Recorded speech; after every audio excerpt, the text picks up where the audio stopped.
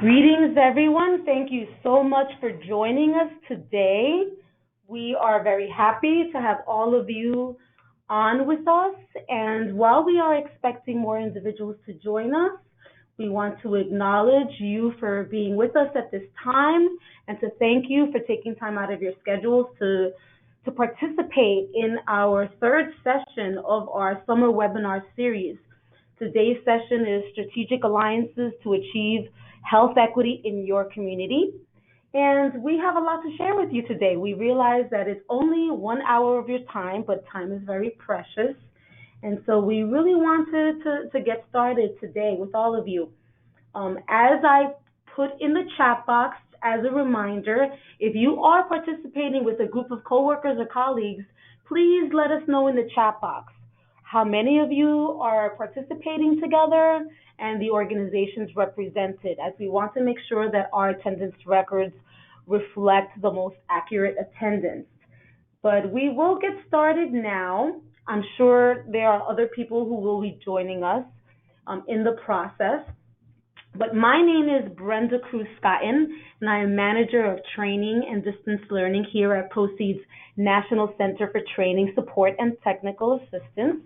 And we welcome you. I am here accompanied by my coworker, Mr. Miguel Taveras, who is Manager of Capacity Building Assistance here, also with our Proceed NASA CIBA for Health Equity program. And we will be getting started. Again, we invite you, as I said, I typed in our social media handle and CIBA and our hashtag because we know that we're all multitaskers and it's hard sometimes to separate from our technology. So we encourage you to go on our social media sites and comment, share pictures, resources, and maybe invite others to listen in with you. So, that's the world that we live in, so we encourage it.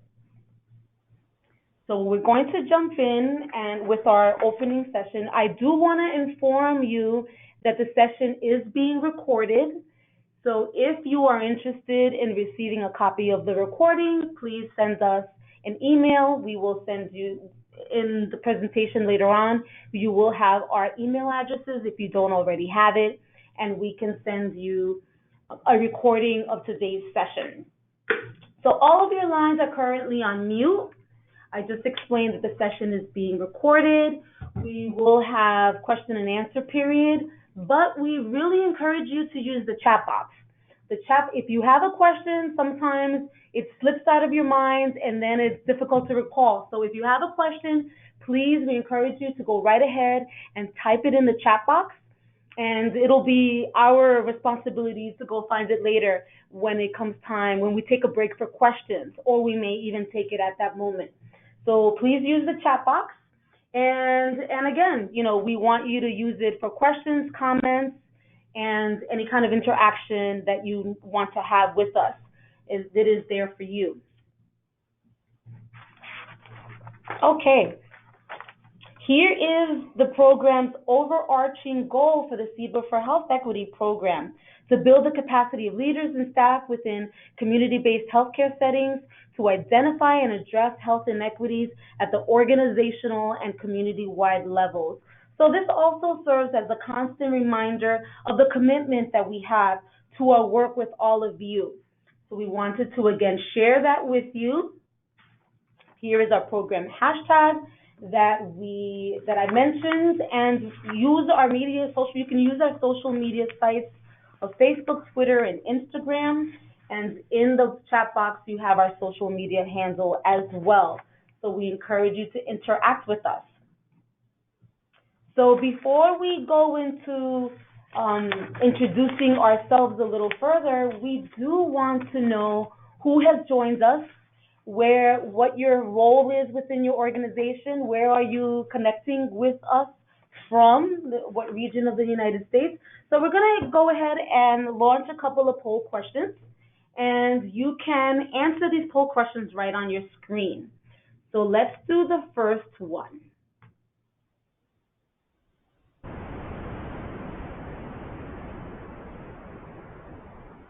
We want to know, where in the U.S. region is your organization, or are you located? Are you connecting with us from the West Coast, Midwest, South, Northeast, or the Caribbean region?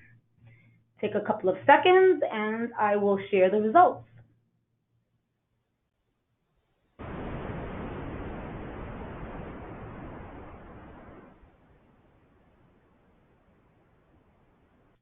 Okay, I'm going to close the poll and share the results.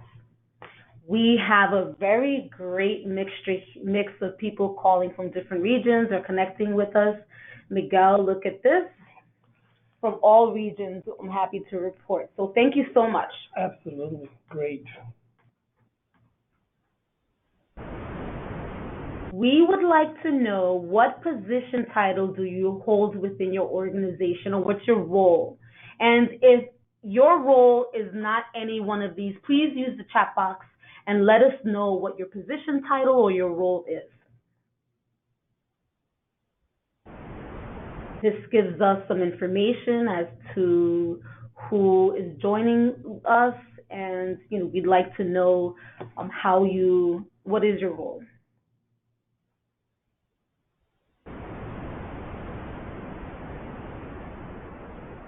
Two more seconds and I'm going to close it and share the results.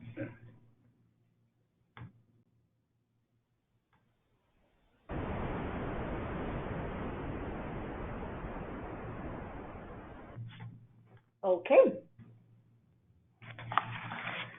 So we have a mix here, and I did see someone typed in the chat box, excuse me, I'm FIBA provider, but we have 40% of you are in upper management, executive directors, deputy directors, and program directors. We have some clinicians, some case managers, and then let me turn to the chat box again. Please, if your position is not listed, let us know what you do at your organization. Excuse me.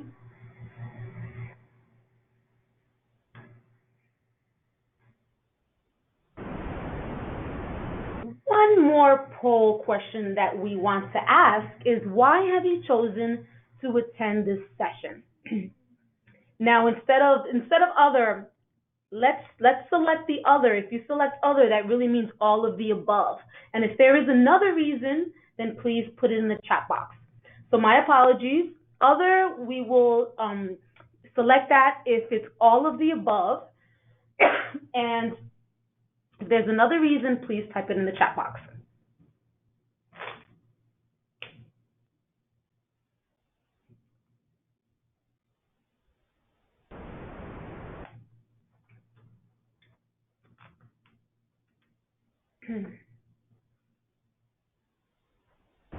Most of you have made your selections. I'm going to close it in another 2 seconds.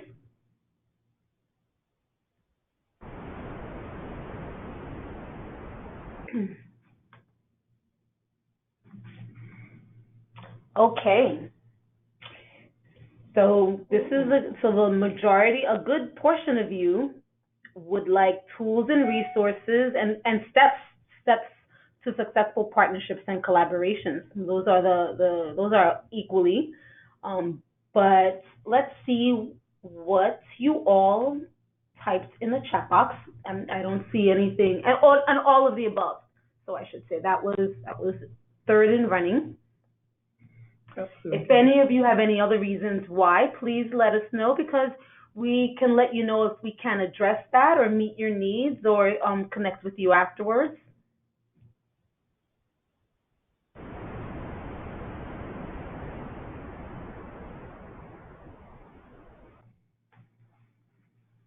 Okay, so thank you so much for participating in those poll questions. Let's continue on.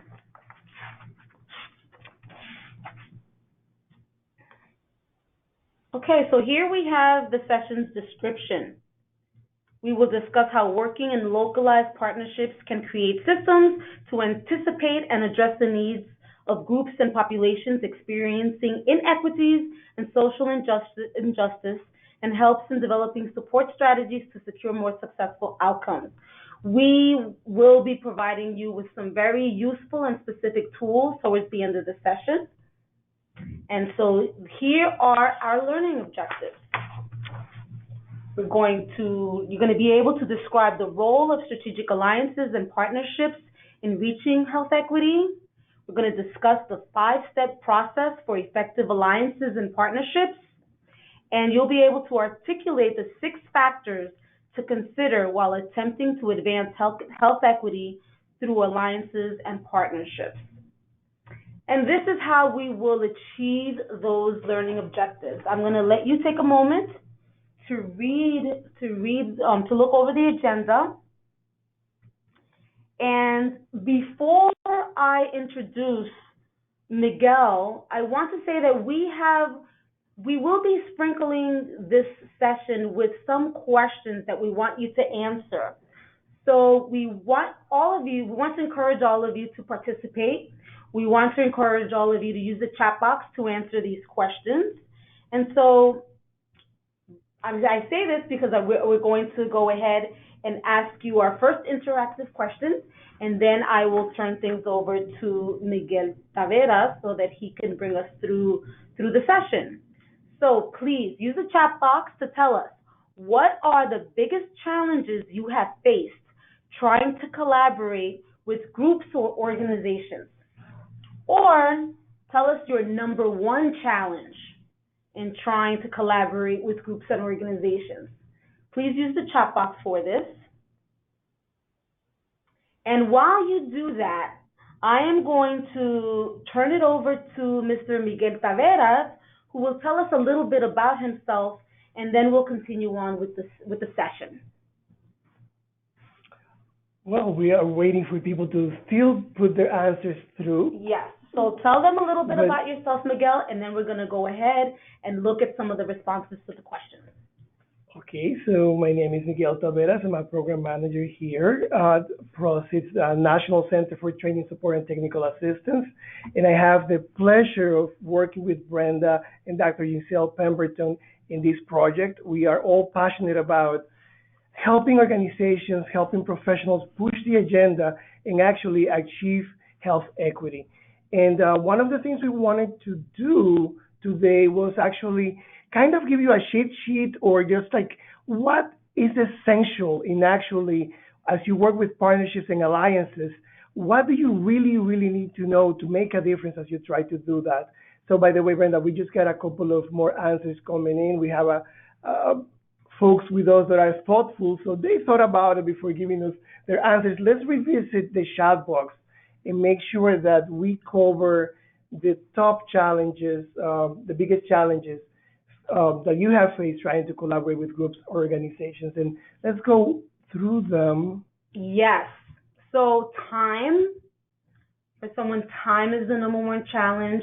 Balance of partnership, we see here.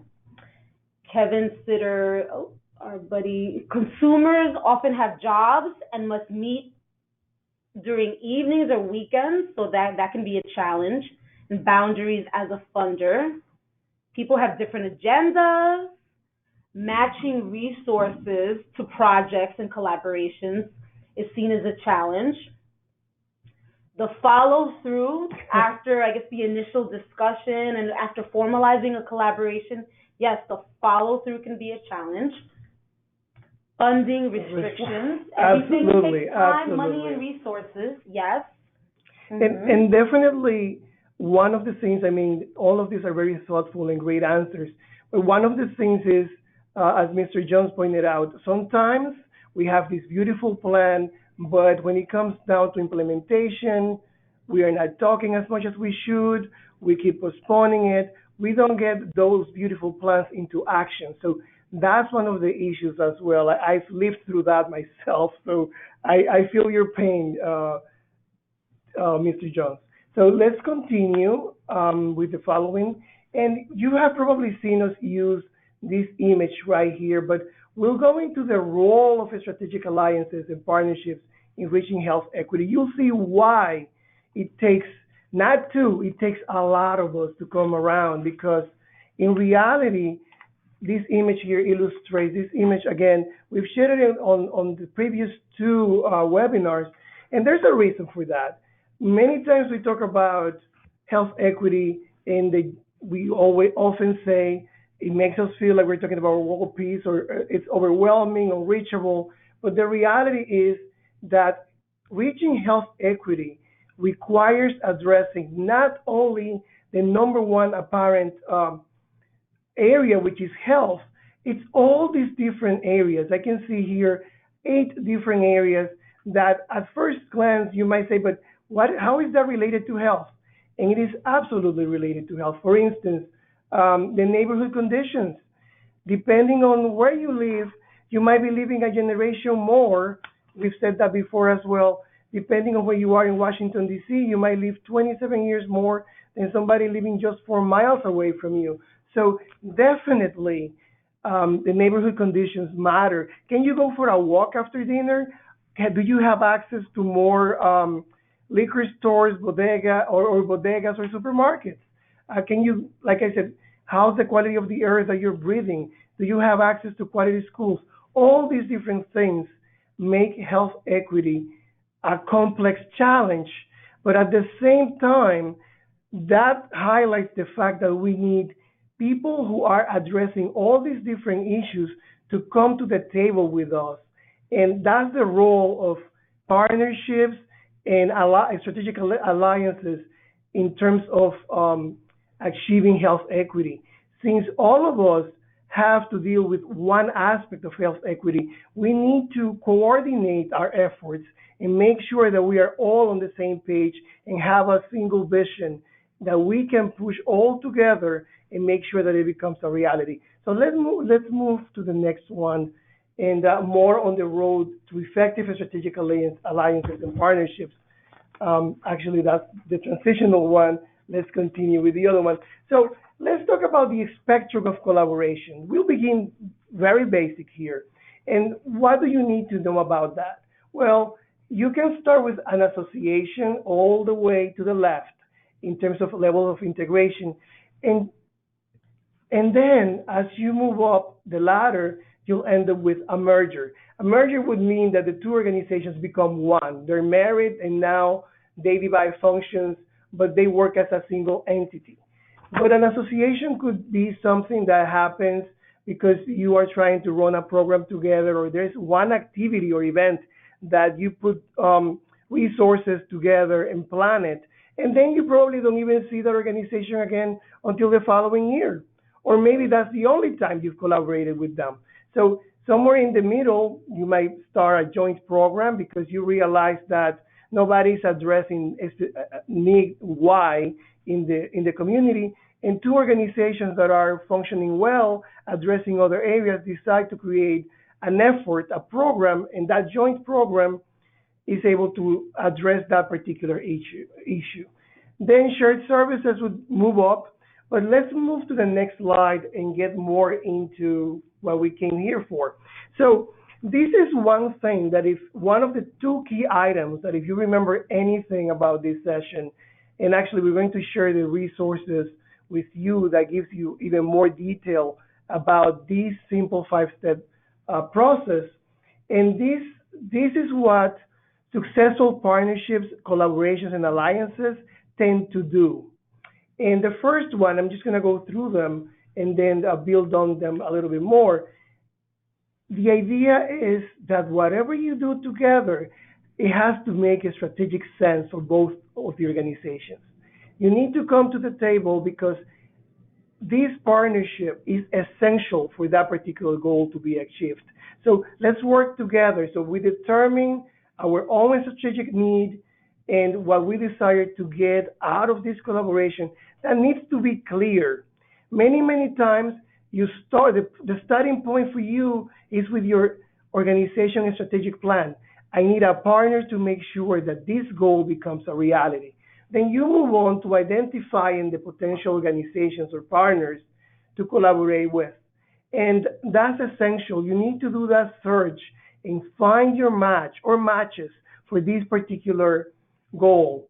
Then this is I think, one of the most important and often neglected aspects of this five-step process, and is you need to consider the practical implications and the challenges that you're going to face as you try to do that. The reality is that many times, as Mr. Jones was pointing out earlier, we start full of love for each other. We want to make the world a better place. We want this project to work, but we forget about our limitations. We fail to see what could go wrong. And at point number three is when we should be pragmatic about what we do. Maybe it would not make sense to partner with this organization just because I get along with the ED perfectly, or because I know people there that are those are my people. Well, maybe they're not the best match for the particular project that you have in mind. And thinking about those practical implementation challenges, this is the time to do so. So we move on to the fourth step in this particular model, and that's to do your homework. I mean, due diligence and negotiations, but the due diligence part, that's more like doing your homework. You need to know what you're getting yourself into before you sign on into any partnership. You really need to see what's going on. In the private sector or for-profit sector, companies even look at each other's books before they take that step. They want to make sure that the partnership is going to work. They want to make sure that whatever takes place is in your own interest and that you're not exposing yourself to potential headaches or problems that are bigger than what you were trying to solve before. So then you negotiate as part of this fourth step.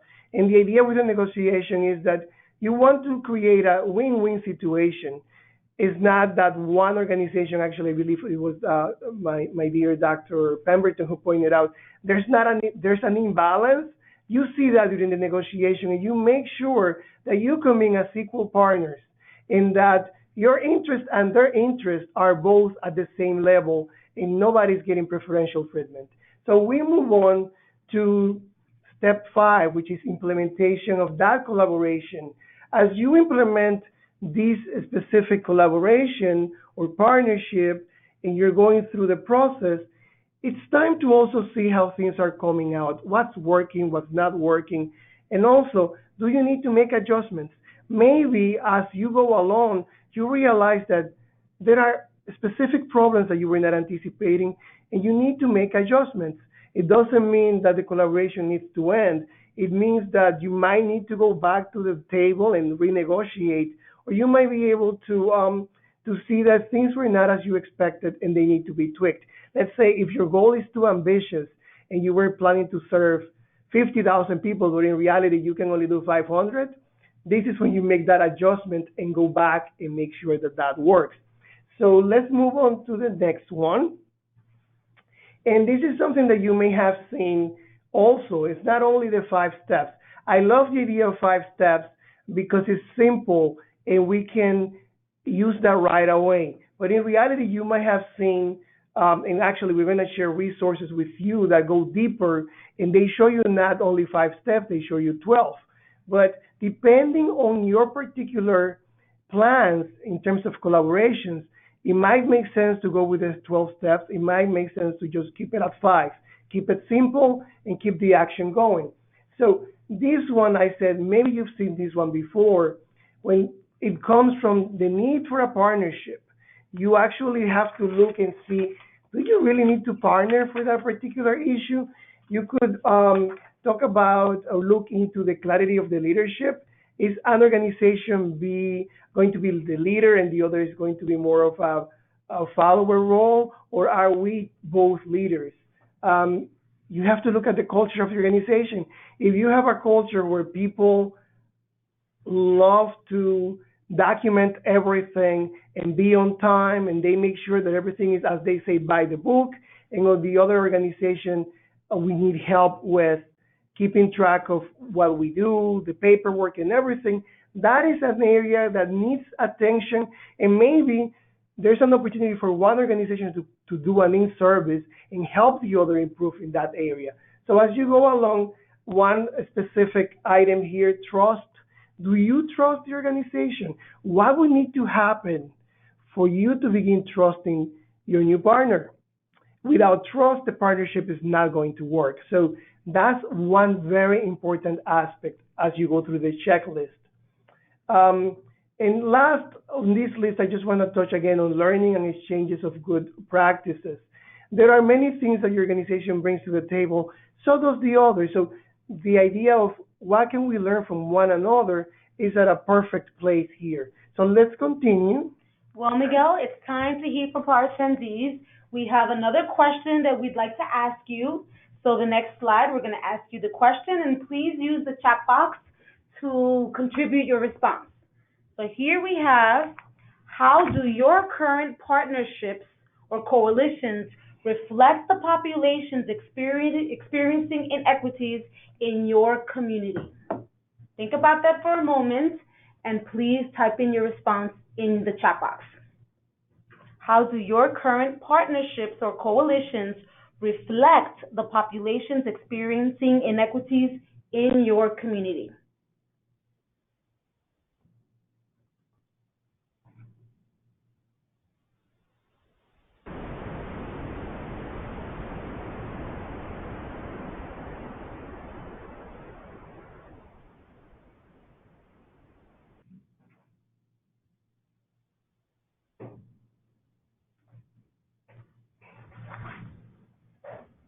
Okay, we have some responses coming in through consumer advisory boards. We're developing a coalition of women to respond to rates, HIV rates among women of color. Several partnerships reflect the populations. We strive to involve persons of and or from the affected communities in every aspect of our programs, from development to implementation.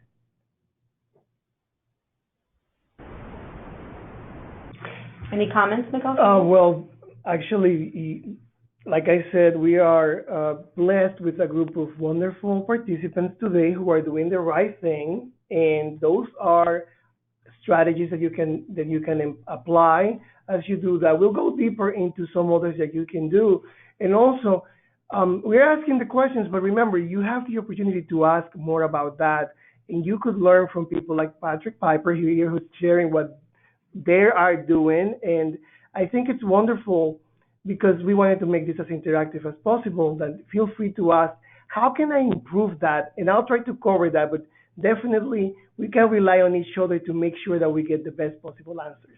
Okay, so let's move on. Thank you so much.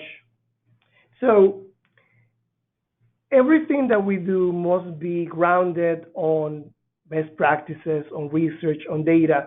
And we want to share with you, a study was conducted, they began in 2017, and they were looking at, they had over 200 responders here, but they were looking at partnerships between CBOs and HCOs. Here at Proceed, we work with both. And this is something that we found, I mean, they found and shared the results with us.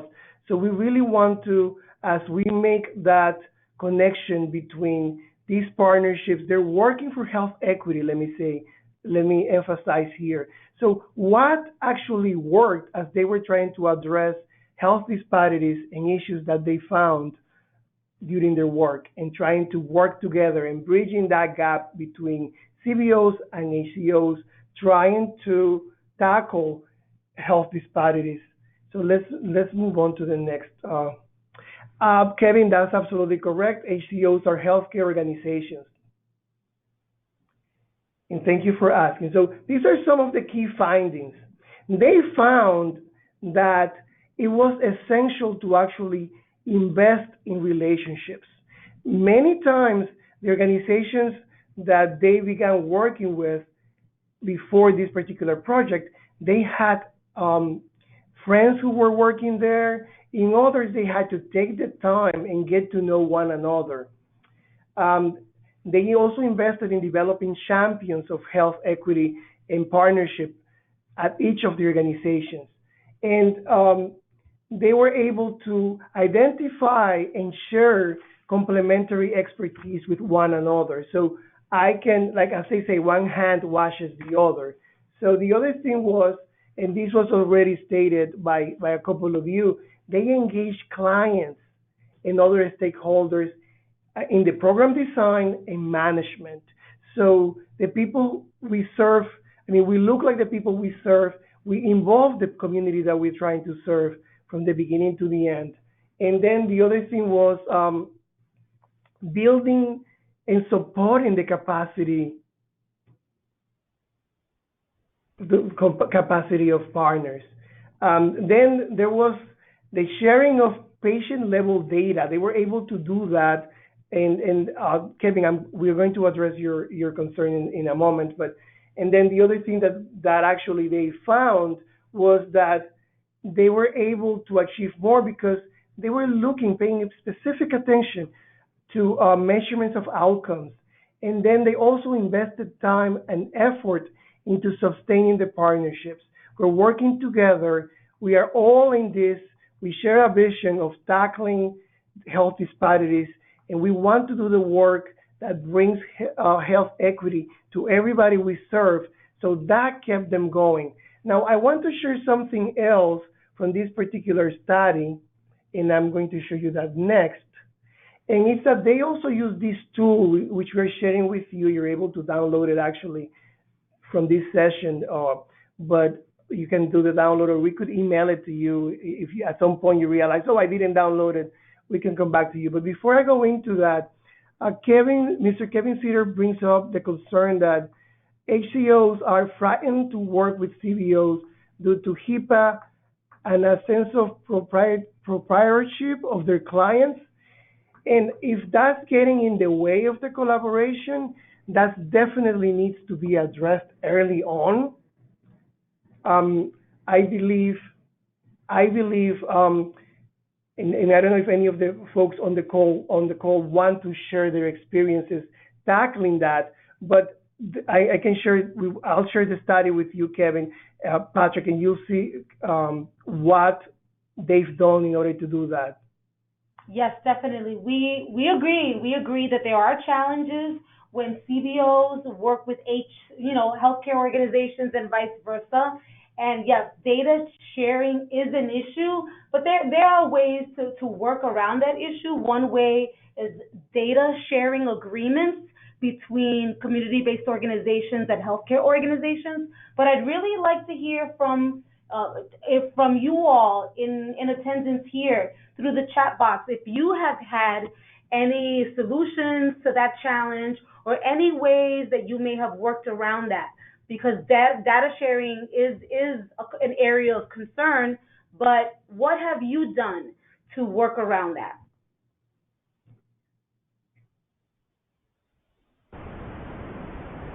Okay, but in the meantime, Miguel, let's continue. Yes, well, and that brings us, if we go back to the 5-step process, remember, that would be an item that you tackle during the negotiation process.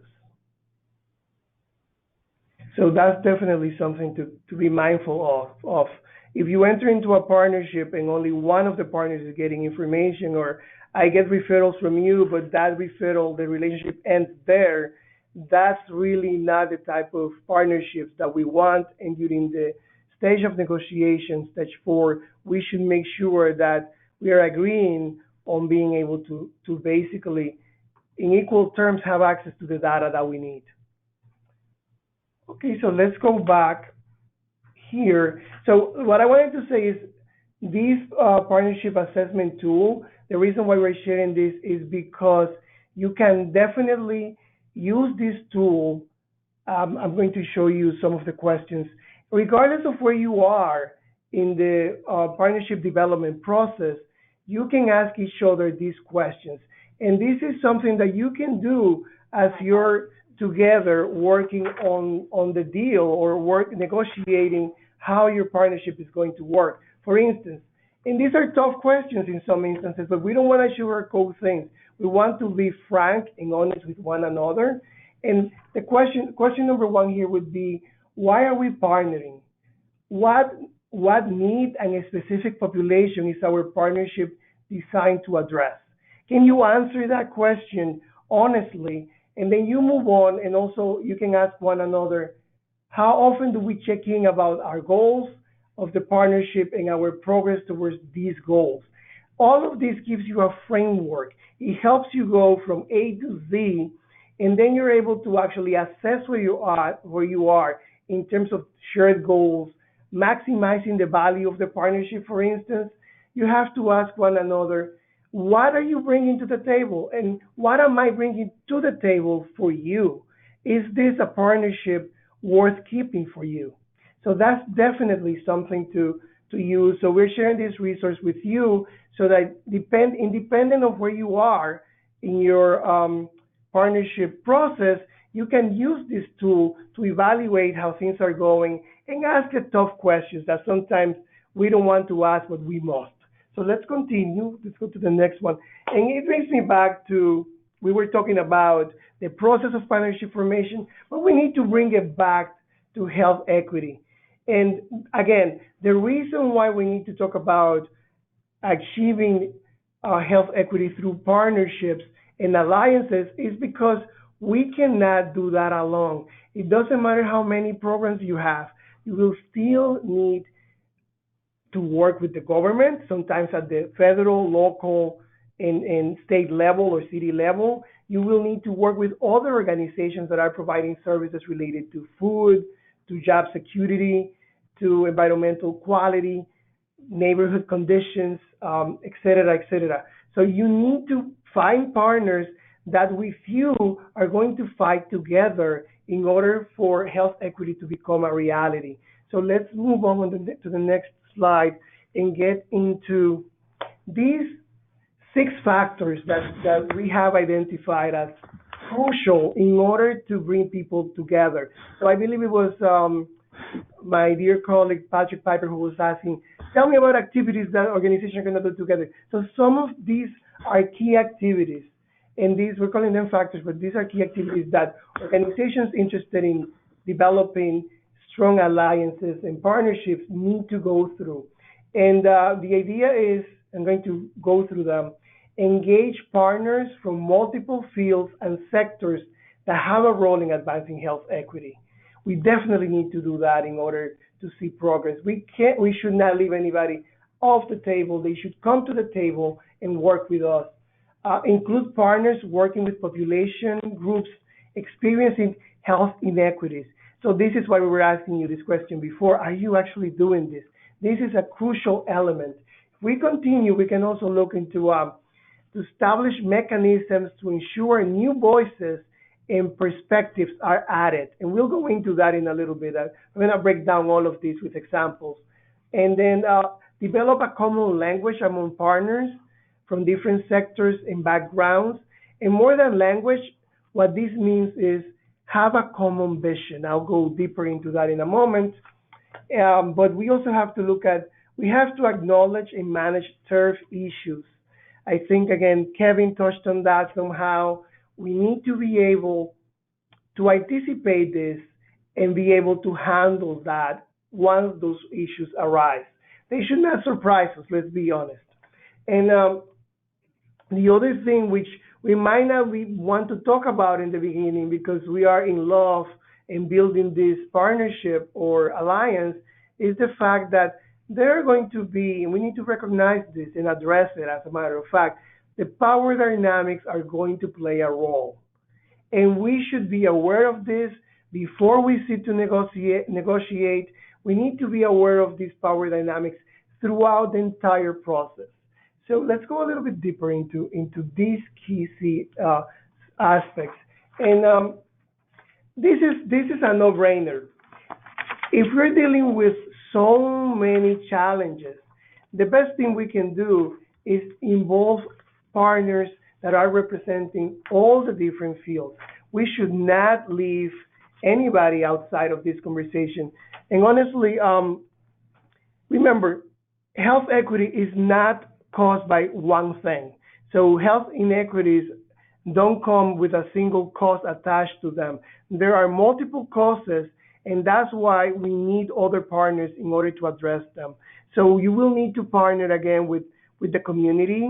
You need to partner with the education sector, housing, media is extremely important. Planning and economic development play a role. Transportation, If people can't come to your clinics or can't come to the community center where they get some assistance because it's too far, they can't walk there, transportation becomes an issue. And if you could partner with an agency that actually can provide transportation of subsidized it, that's a win-win right there. So the idea is that also we need to look beyond our usual suspects and partners in crime and everything we do, and we need business partners. We need also to keep them engaged in this particular multi-sector partnership. Let's continue to the next slide, in which we're going to look into the fact that we need to include partners who are working with all different populations that are experiencing inequities, not only one group, and then everything is solved. If we don't try to throw the net as wide as we can, we won't be able, like, we can't feel great about ourselves if we leave people with disabilities out of the equation, or if we don't pay any attention to the LGBT community as we try to bring health equity to everybody. So that's what we mean by that. And as you expressed earlier, you're already doing most of that. But let's continue here. And this is when it starts to get more interesting, really. How do we establish mechanisms to ensure that new voices and perspectives are added? I want to actually turn this into a question. Is any of you implementing or have implemented any mechanism to ensure that new voices and perspectives are added to the coalition that you're working with or the partnership that you have in place? I would like to hear if anybody, rather read, if anybody has that. So please share that and we'll revisit. So I'm going to repeat the question again. So what type of mechanisms have you implemented or are implemented to ensure that new voices and perspectives are added to this conversation that you're having?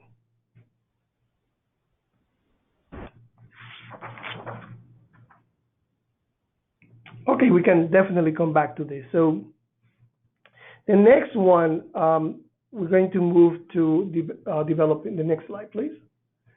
And we'll look into, as I said before, we use the term a language, but in reality, what we're talking about is early in the process, we need to establish a shared vision and understanding for partnership. We need to plan discussions, do trainings, build common understanding about health equity and the strategies needed to address it. Additionally, we need to establish guidelines for communication, such as spelling out acronyms, avoiding potentially confusing terminology or jargon. I think we're all guilty of doing some of that. Guilty here, I was using HCO, assuming everybody on the call knew what that was right away. But in reality, we need to make sure, especially when we're working with people who are not in our field, that we all have a common language, but also a common vision. Let's go next. Before moving on, I'd like to point out that regarding your question regarding mechanisms I that see organizations have established. Yeah, so they're doing town hall meetings, community planning groups. So these are just some of the responses that have been coming in. Absolutely. Thank you so much. So you basically need to evaluate who's all around the table and whose voice we are missing and we need to bring representation from. So let's move on to the other one here, which is we need to acknowledge the fact that we sometimes can be territorial about issues. And we think that during this wonderful, yes, definitely, Dr. Pemberton here points out, to have a common language around equity. Exactly. We need to all know what we mean when we talk about equity. That's why actually we use so much the images that show the difference between equity and equality. So when we go into acknowledgement of and management of turf issues, we need to keep in mind that turf struggles may arise over conflicts of ownership, recognition, resources between organizations and among organizations, And partners should acknowledge and commit to manage tensions that may arise. And also, the key here is to anticipate that this could happen, and then we can tackle it when they actually do. So when the issue arises, it's not a surprise for us. We have already established uh, a strong relationship, and we were cognizant of the fact that when this was a possibility coming down the line, we were going to deal with that swiftly and correctly. So after we've dealt with turf issues, we move on to a similar issue here, which is related to recognizing and addressing power dynamics in the partnership. I've been part of partnerships where one of the partners had all the money, all the power, and kind of needed to put a checkbox and say that they included the community. And unfortunately, things don't work well when they're that way. Sometimes organizations become part of this type of partnerships, big quotes on this end, but in reality, the power dynamics need to be worked out ahead of beginning the work. So the idea is this: all partners should have an equal opportunity to define issues, create strategies, implement solutions, and make decisions. The different contributions, resources, and expertise each partner brings to the table could be a source of tension or could be leveraged to improve the efforts and the outcomes. So it all depends on really how we frame the partnership from the beginning. So we all need resources, and sometimes we are forced to get into situations we don't want to be in. But the truth is that all organizations should enter partnerships being very wary of how the power dynamics are going to play out and putting it on writing and agreeing to power sharing throughout the process, or not entering that particular partnership and looking for a better suited partner. So let's move on to other things that we need to consider. And these principles, if you look at the research, if you talk to people who have been doing this work for a really long time, we kind of agree on these particular six guiding principles that we need to follow as we work with the community, we work with different partners. And the first one here: involve people negatively impacted by health disparities in the development and implementation and evaluation. Number two, ensure objectives target, ob, pardon me, ensure objectives target people and communities negatively impacted by health disparities. So we can't leave them outside. We need to make sure that we're addressing those needs. Ensure health equity messages are appropriate and widely disseminated. So as Dr. Pemberton was pointing out before, we agree on a common language, but also we need to keep on message, make sure we understand what we're talking about, and put that message out. We also need to, number four, value both community and technical expertise. I remember over a decade ago, Columbia University, the medical school, began to do something really cool, and it required doctors to go through a process where they were going to learn about the community and some home remedies that communities who live uptown in uptown Manhattan use. So they will learn from the Cuban community, Puerto Rican community, Dominican community, people from all over the Caribbean, so that they're familiar with a lot of the customs and get to know. And that particular knowledge was as important to technical knowledge, one could argue. Number five, we need to constantly support but also build the community capacity to act. And number six is to leverage opportunities to advance health equity. Remember that old saying, I know you've heard this a million times, where in Chinese or Mandarin, the symbol for challenge has opportunity built in. So the truth is, each challenge can become an opportunity for us to advance health equity. So keeping those guiding principles in mind in everything that we do, we are going to move, because I think we have a question coming up. Yes, let's ask another question. What partners are you missing in your network or coalition that should be included? What partners are you missing in your network or coalition that you can think of that should be included? Please answer in the chat box.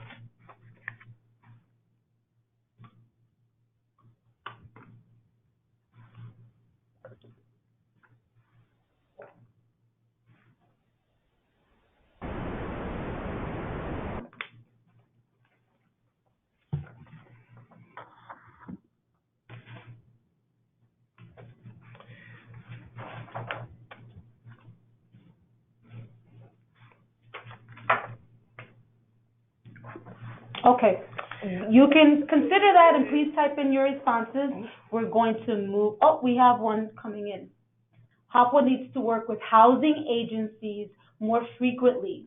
That's one. Mental health and substance use providers are also needed. So that's one from Mr. Sitter that he has identified within his community. Yes, and this goes back to what we were talking about earlier, that we need to see who's with us on this particular endeavor, and as we try to tackle such a huge challenge, which is health equity and all the disparities that we're facing, we need to see who's missing and bring them to the table. We definitely need their voices and we need their contributions, because the more diverse voices we add to the network or coalition, the stronger it's going to be. So we might find that we were missing out a lot and that we now can address those issues. So let's move on, because we're almost at the very end of our time together. And we're, like I said earlier, Brenda and I were looking at how can we turn this hour into something that can actually maximize our time together. And that was to bring you tools that we feel can really help you as you embark on starting an alliance or continuing to invigorate one. And these key tools and resources are available to you under the materials, but there are two that we want to highlight. And the first one is about partnerships, frameworks for working together, which is always important. And the other one is about advancing health equity. A lot of the ideas that we've been sharing with you are grounded on the research and the work that has been put out on these particular resources. But we really want you to take a moment and go through specifically go into the practitioner's guide for advancing health equity. That's an invaluable resource that can really, really help you as you try to improve and enhance the collaborations and the partnerships that you may have in place or are planning to put in place. So actually, as we move on to the next slide, you'll see that because of a matter of time and scope for this particular webinar, this is kind of we're teasing you because there's also collective impact. Do you want to add something to that effect, Brenda, please? Yes, and actually, I do want to point out that, let's just go back here. Miguel, we can actually view really quickly these materials. One of the materials, which was, let me see. For example, this one. That one? Comment on that one? Yeah, definitely. So this is a very comprehensive resource on how you can develop effective partnerships and alliances. So as we go through this, I find it not to be overwhelming, but it's very complete, and you can definitely, depending on where you are, you can come here and find the kind of information that you need. For instance, let's say you need a case study. You're planning on taking on a partnership, but how have others done that? So you can take a look at the case study here of setting up and maintaining a successful partnership, and that's definitely going to help you make sense and learn from the successes and mistakes and challenges that others have faced as they try to do that. Like I said, this is 28 pages or so, but it can go a long way in helping you put together very compelling and successful partnership. Another one, if we have a bit of time and we can share Yes. another resource with the group. And like we said earlier, these are, you can find them under the materials tab. Mhm.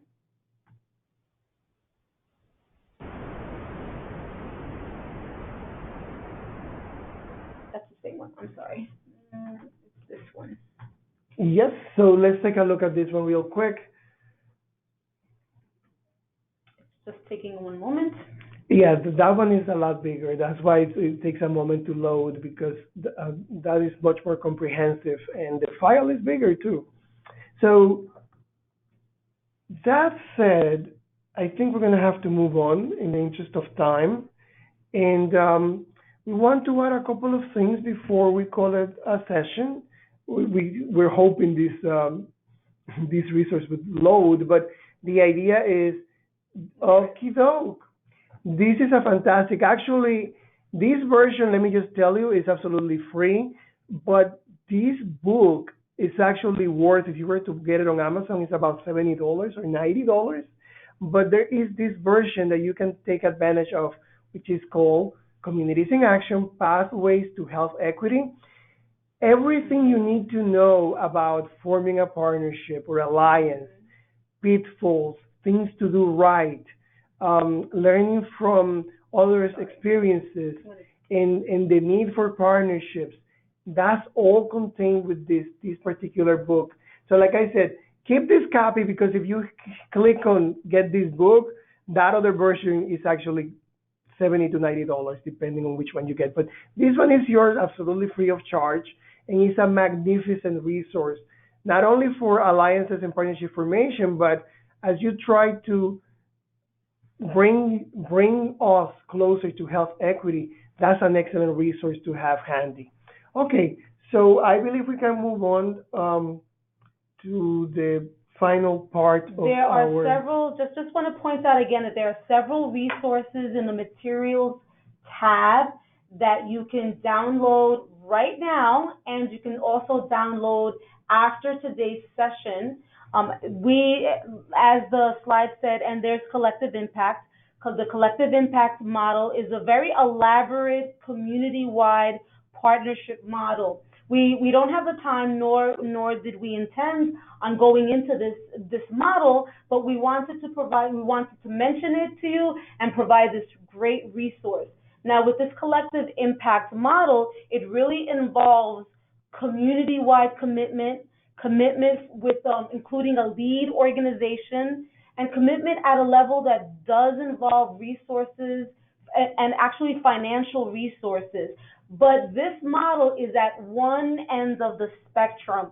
And if your community has an issue and has that level of commitment that you may be interested in initiating a collective impact project, then this is the model to really look into. And this is the website, the Collective Impact Forum will provide all of the information in terms of what is collective impact, how to get started, and it really can lead to some great outcomes. But it really requires true, intense commitment from an organization and from a community to get involved at that level with a health related or health equity issue that the community wants to really tackle.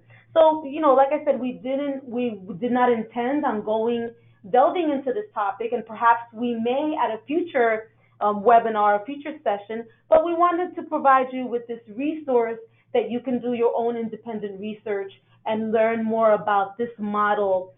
So to determine whether this is an area, a route that you would like to go towards for a very specific project or issue within your community. So we wanted to share that. Okay, let's just go back to the presentation. Okay, and okay.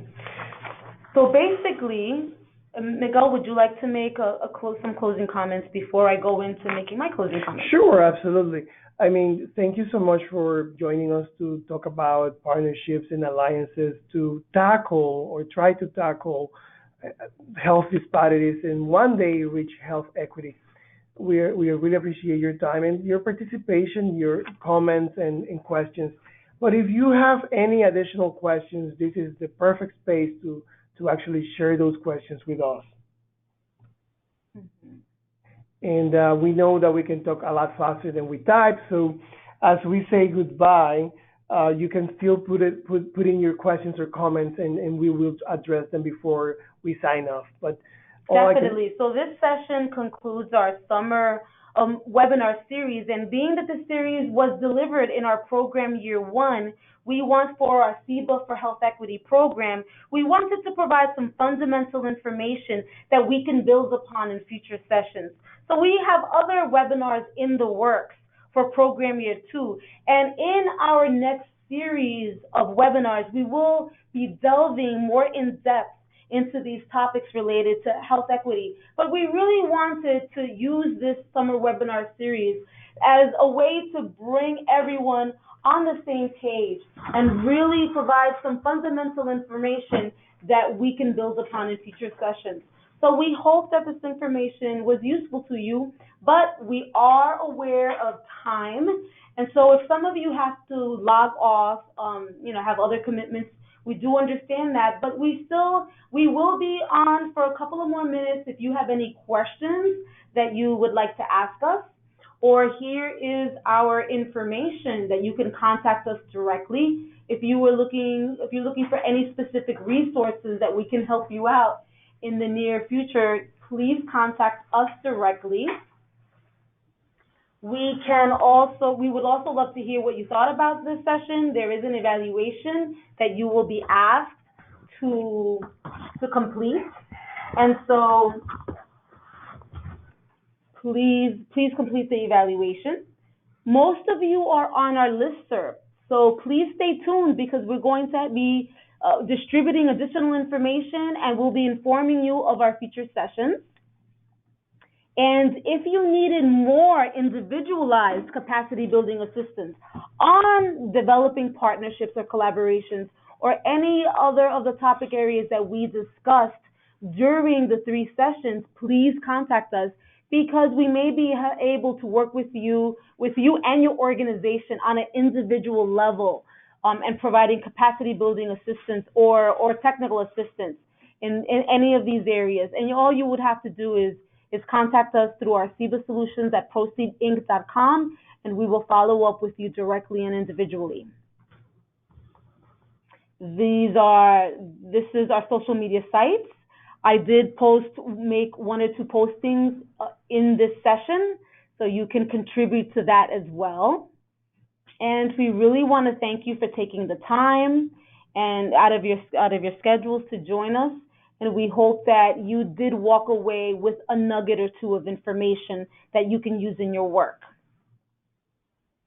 Here's more of the resources. These are links that you can access to the materials, but like I said, you can automatically download them now. Well, not automatically, you have to click on them, but you can download them now, and they will be available during the follow-up email that you will receive tomorrow, thanking you for participating. Thank you, and we hope to see you in future sessions. Again, we're going to be hanging out for a couple, like a minute or two, if you still have any questions. But thank you again, and we'll see you very soon. Oye, Mario, Mario.